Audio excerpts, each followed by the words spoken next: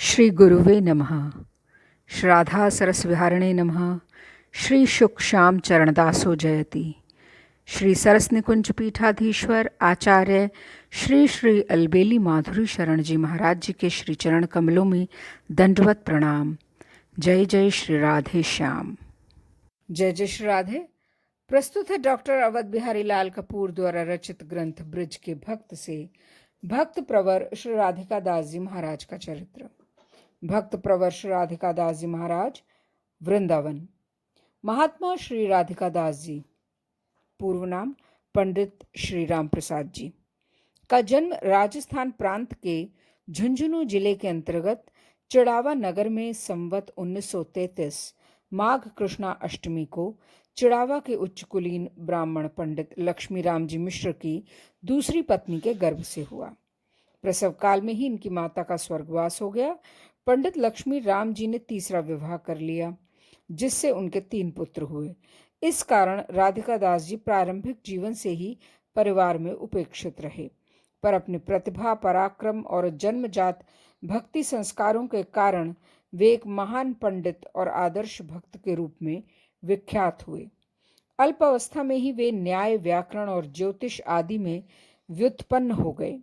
न्याय और व्याकरण की शिक्षा उन्होंने पंडित स्नेही राम जी से, ज्योतिष की श्री रूडमल जी पुजारी से और पुराण आदि की प्रसिद्ध पौराणिक विद्वान श्री रामेश्वर मिश्र जी से प्राप्त की।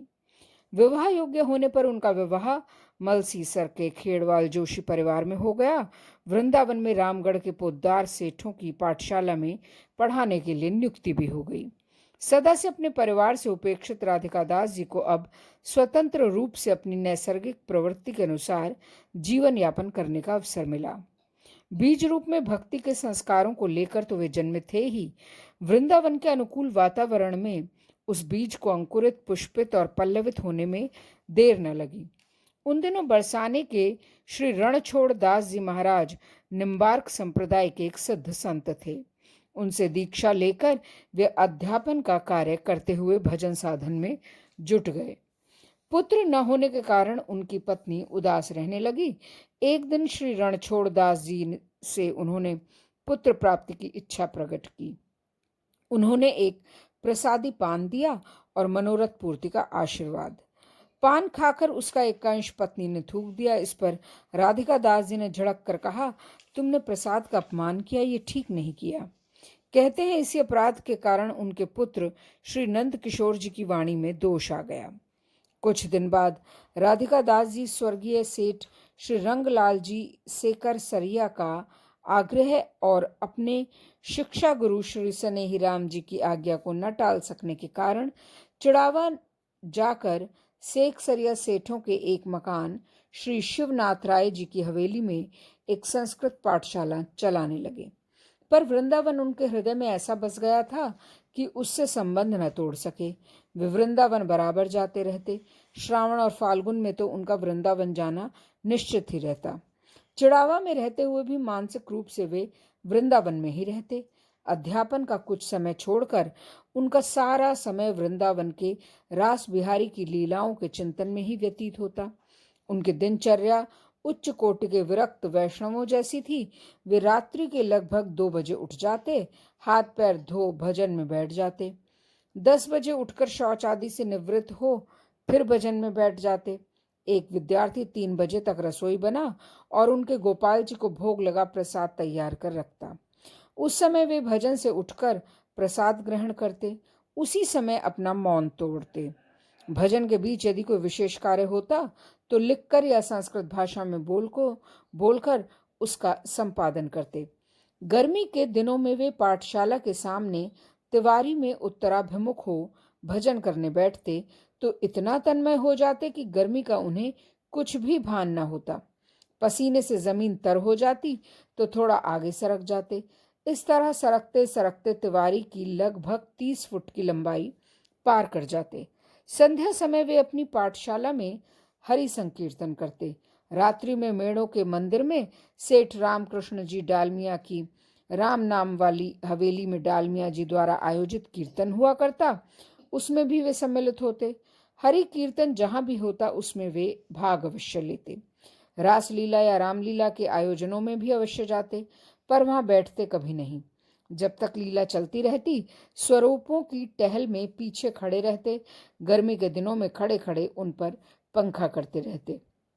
वे स्वरूपों को साधारण बालक न समझकर साक्षात भगवान ही समझते और तदनुरूप ही उनके प्रति व्यवहार करते। राधिका दास जी का समय अधिकतर भजन में ही व्यतीत होता।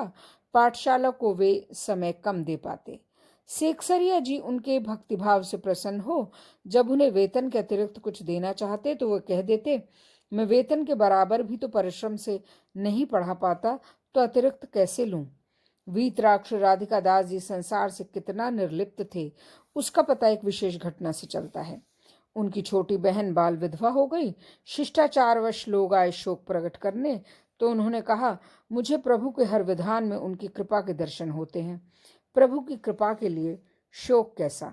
जब राधिका दास जी के पुत्र श्री नंद किशोर जी सुयोग्य हो गए तो उनके ऊपर पाठशाला का भार छोड़ वे अधिक समय वृंदावन में व्यतीत करने लगे। वृंदावन में वे मिर्जापुर वालों की धर्मशाला में रहते, कभी कभी नंदगांव जाकर वहां भी रहा करते। यात्रा में अपने गोपाल जी को सदा साथ रखते। एक डिबिया में उन्हें विराजमान कर डिबिया को गले से लटका लेते। उन्हें भोग लगाए बिना जल भी ग्रहण न करते, पर प्रसाद के नाम से उन्हें जहां जो भी मिलता उसे शुद्ध अशुद्ध का विचार किए बिना प्रेम से ग्रहण करते। संवत 1989 के चैत्र मास में राधिका दास जी रुग्ण हो गए।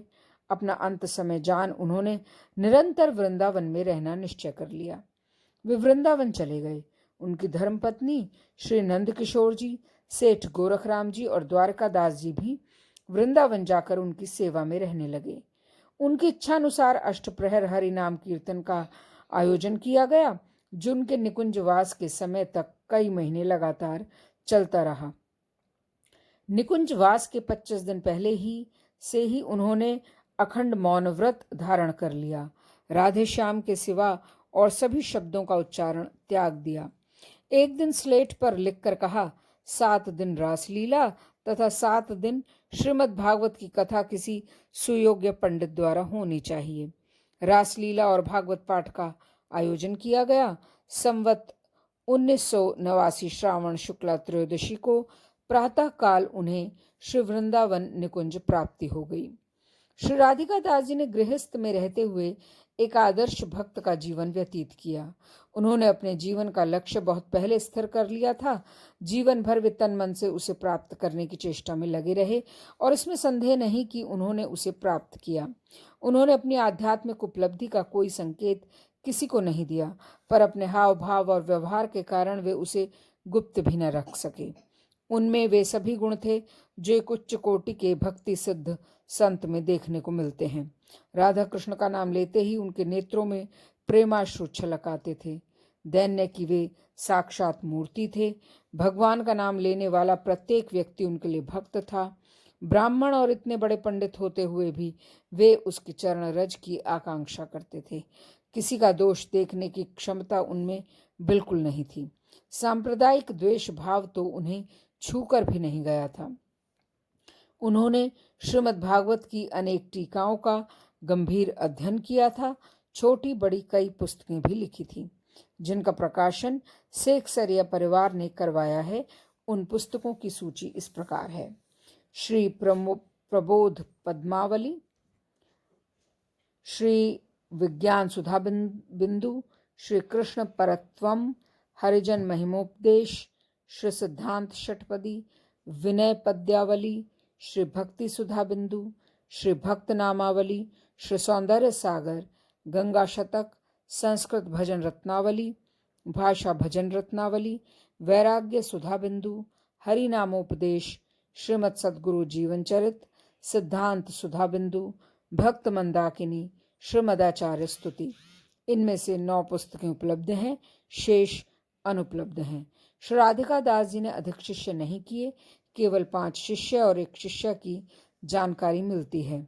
प्रधान शिष्यों में श्री चतुर्भुज दास जी महाराज, श्री सीताराम जी पलड़िया और श्री नंद किशोर जी मिश्र हैं।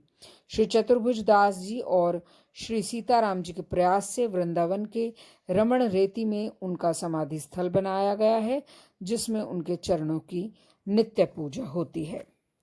और अब प्रस्तुत है श्री मदन मोहन दास बाबा जी का चरित्र। श्री मदन मोहन दास बाबा जी वृंदावन क्षेत्रवन। नोवाखाली जिले के मदनपुर ग्राम के ब्राह्मण कुल में जन्मे नवनीत कुमार सेनापति के पुत्र श्री मनोरंजन सेनापति के प्रारंभ से ही भक्ति के प्रबल संस्कार थे। उन्हें जब नवद्वीप संस्कृत पढ़ने भेजा गया तो वहां के अनुकूल वातावरण में उन्हें और अधिक पनपने का अवसर मिला। वहां वे रानी चौड़ा के सिद्ध संत श्री नित्यानंद दास बाबा का संग करते, उनके मुख से हरि कथा सुनते सुनते भावाविष्ट हो जाते। विद्या अध्ययन समाप्त हुआ ही था कि घर से संवाद आया, तुम्हारा विवाह संबंध तय हो गया है। 12 दिन बाद अमुक तिथि विवाह के लिए निश्चित की गई है, पत्र प्राप्त करते ही घर चले आओ। किसी भी नवयुवक के लिए जब वो विद्यार्थी जीवन समाप्त कर चुका हो, इससे अच्छा संवाद और क्या हो सकता है। पर मनोरंजन सेनापति का तो मनोरंजन समाप्त हो गया। विषाद की काली घटाएं उनके ऊपर छा गई। उन्हें लगा कि माया पिशाची ने उन्हें अपना ग्रास बनाने के लिए जाल फेंका है। वे उससे बचने का उपाय सोचने लगे। 3 दिन निराहार पड़े रहकर प्रभु से प्रार्थना करते रहे। तीसरे दिन स्वप्न में अद्वैत प्रभु ने आदेश किया, तुम ब्रजधाम चले जाओ, ब्रजबाड़ी के कृष्णदास बाबा का आश्रय लो। उसी समय मन ही मन माता पिता को सदा के लिए प्रणाम कर वे वृंदावन चल दिए। रेलगाड़ी से हाथरस पहुंचे, वहां से पैदल चलकर पूछते पूछते ब्रजवाड़ी। रोते रोते श्री कृष्णदास बाबा के चरणों में गिरकर दीक्षा और वेश देने की प्रार्थना की। बाबा ने प्रार्थना स्वीकार नहीं की तो 2 दिन पेड़ के नीचे निराहार पड़े रहे। अंत में उनकी व्याकुलता देख बाबा ने उनकी मनोकामना पूर्ण की। दीक्षा और वेश देकर नाम रखा श्री मदन मोहन दास। मदन मोहन दास बाबा गुरु के निकट रहकर उनकी सेवा और भजन करते रहे। एक बार भजन में उन्हें ऐसा आवेश हुआ कि 2 दिन तक लगातार एक आसन पर ध्यान मग्न बैठे रहे। कुछ दिन बाद गुरु जी अंतर्ध्यान हो गए। उनके विरह में वे कई दिन तक ब्रज के कल्पतरुओं से लिपट लिपट कर और रो रो कर अपना दुख निवेदन करते रहे। एक दिन तंद्रावस्था में गुरुदेव ने आज्ञा की, वृंदावन जाकर पंडित रामकृष्णदास बाबा के आनुगत्य में भजन करो। तब वे वृंदावन चले गए और शाहजहांपुर की बगीची में रहकर पंडित बाबा के आनुगत्य में भजन करने लगे। वे अपना भजन बहुत गुप्त रखते। भजन में वे गीता के या निशा सर्वभूता नाम श्लोक की सजीव मूर्ति थे। सारी रात भजन करते, दिन में विश्राम करते। रात 8 बजे भजन में बैठते और लीला चिंतन में सारी रात व्यतीत करते। निशांत लीला समाप्त कर आसन से उठते, शौच और स्नान आदि से निवृत्त हो फिर 2 बजे तक के लिए भजन में बैठ जाते। आधा घंटा कीर्तन कर 1 बजे से 4 बजे तक विश्राम करते। 4 बजे पंडित बाबा के सत्संग में जाते। उसके पश्चात मधुकरी को जाते। मधुकरी से लौटकर 1 घंटा विश्राम करते। 8 बजे फिर भजन में बैठ जाते। पंडित बाबा के सिवा वे और किसी का संग न करते। गुदड़ी और करुए के सिवा और कुछ पास न रखते। उनके नेत्र सदा भीगे रहते। मुखारविंद अंतःकरण में व्याप्त किसी अलौकिक वस्तु के तेज से जगमगाता रहता।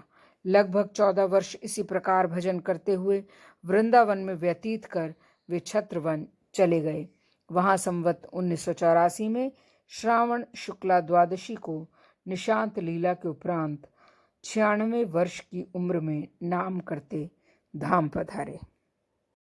सरस बिहारी लाल की जय। श्री अलबेली सरकार की जय। जय जय श्री राधे श्याम। जय जय श्री राधे।